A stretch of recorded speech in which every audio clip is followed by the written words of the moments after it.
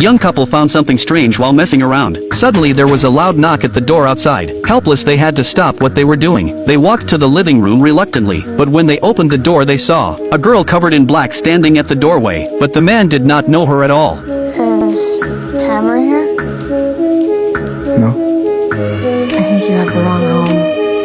Seeing the girl just standing there not leaving, Daisy quickly said she was getting ready to rest. Only then did the girl turn around and leave. But Jeff felt very strange at this moment. They came out here on vacation in the wild. How could a little girl suddenly show up? While Jeff was still trying to figure it out, that girl was still standing not far away watching him. Daisy behind him felt her scalp go numb instantly. Jeff quickly turned on the small lamp at the door, but when he turned back again, the girl had already disappeared. They thought the girl had left on her own, so they decided to watch some TV on the couch. But Jeff suddenly had an asthma attack. When he reached for the backpack beside him, he realized his inhaler was left in the car, so Jeff had no choice but to go get it. But what he never expected was, Daisy alone at home would face a nightmare. Since their car was being repaired in town, Jeff had to walk for a while. While Daisy was chatting with a friend, suddenly something crashed outside the house. Daisy thought Jeff was back. She quickly put her phone on the table, ready to welcome Jeff home. But when she got close to the door she realized the knocking was very violent. That was clearly not gentle Jeff knocking. Feeling something was wrong she asked aloud, but no one outside responded. Just when Daisy thought it was an intruder. Tamara here? No. We already told you there is no Tamara here. Seeing no response from the girl, Daisy quickly checked if she left.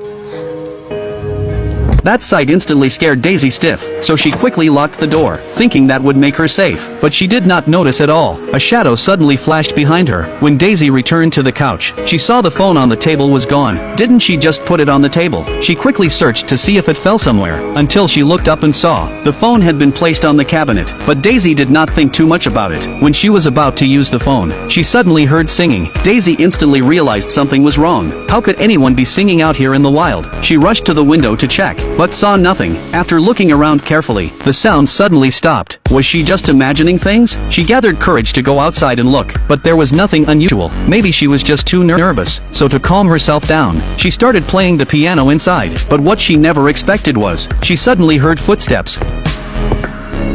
When she turned her head, she saw nothing again. It looked like she was about to lose her mind. Daisy had no choice but to go to the bathroom, take a shower to relax, but she did not know danger was already hiding nearby.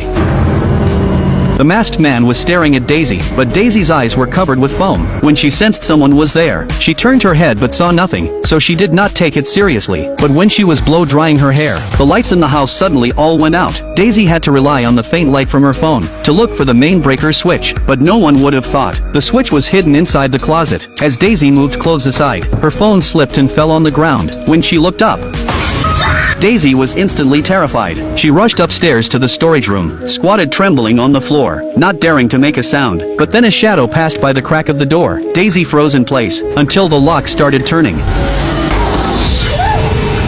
Daisy froze in place, until the lock started turning.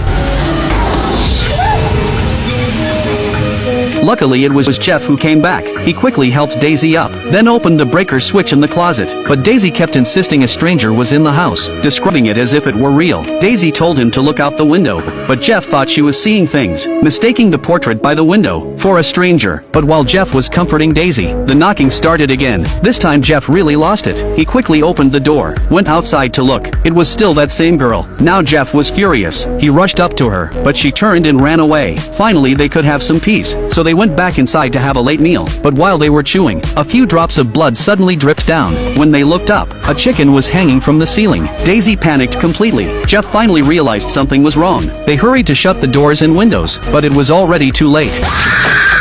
Daisy stepped back quickly, but the masked man was already staring at her through the gap. Jeff pulled Daisy and ran away. They hid in the bedroom, pushed a cabinet against the door, and crouched in the corner by the window. But not only the masked man broke in, two more masked strangers came too. Judging by their bodies they looked like girls. Jeff listened outside hearing no sound. He wanted to check, but suddenly they both panicked instantly, watching the wooden door about to break open. They were ready to die, but the masked man only peeked through the hole. They had no idea what he wanted. Only after enjoying their fear, he turned and left. That scared them badly. Clearly the masked man was enjoying the process. They realized they could not just sit there, but to get help they needed the phone. Yet the phone was outside. They had no choice but to take the risk. But when they found the phone, the screen was already smashed. With no choice left they decided to escape, planning to ride the landlord's motorcycle. But The motorcycle had already been sabotaged by the masked man. Seeing how cruel he was, they had to return to the villa for shelter. They hid in the bathroom to plan. Luckily Daisy saw a nearby shed through the window. Though they could not escape the area, at least they could look for weapons. While searching for a way out, Daisy found a vent. They crawled through to under the floor, but the tight space made it hard to move, and Daisy accidentally pressed her palm on a nail. The pain shot through her whole body. Jeff quickly covered her mouth. Crying out was not an option here, because a masked woman was standing above them. To ease her pain, Jeff yanked out the nail fast, tore off a piece of his shirt, and wrapped her wound. After struggling they finally escaped the villa, but while crossing a rock, Jeff tripped and fell. Daisy rushed to help him, but they did not know the masked woman was already waiting inside. They just had not had enough fun yet. Then they searched the shed, but only found a pickaxe. One pickaxe was not enough. Jeff noticed a loft in the shed. He gave Daisy the pickaxe for defense, and went up to search for other weapons, but just as Jeff left, the masked man choked her from behind. As Daisy was about to suffocate, a gunshot rang out. The masked man choked her from behind. As Daisy was about to suffocate, a gunshot rang out. Jeff had found a hunting rifle. He saved Daisy in time. With a weapon in hand, they could finally fight back. They moved carefully around the villa, planning to take the strangers out one by one, but they did not know the strangers were watching. Jeff and Daisy came to the door. They were distracted by knocking. Jeff rushed to the corner. The bullet hit. Jeff thought he had finally taken one down, but when he pulled Daisy to look, the man had no mask. When Daisy saw a car nearby, they realized they shot the wrong person. It was the landlord lying on the ground. Jeff felt crushed. He never thought he killed an innocent person, but there was no time to grieve. They found the landlord's car keys, and drove away. Luckily, the landlord's phone was still in the car, but as Daisy made the call, a rock smashed through. When Daisy turned back, the masked woman was standing there. Jeff quickly turned the car, but the masked man was driving another car, ramming into them non-stop, until he pinned them against a tree. Jeff's leg was stuck in the car. Jeff knew he could not escape. He told Daisy to run into the woods, while he grabbed the weapon, ready to fight back, but the masked man disappeared. As he searched,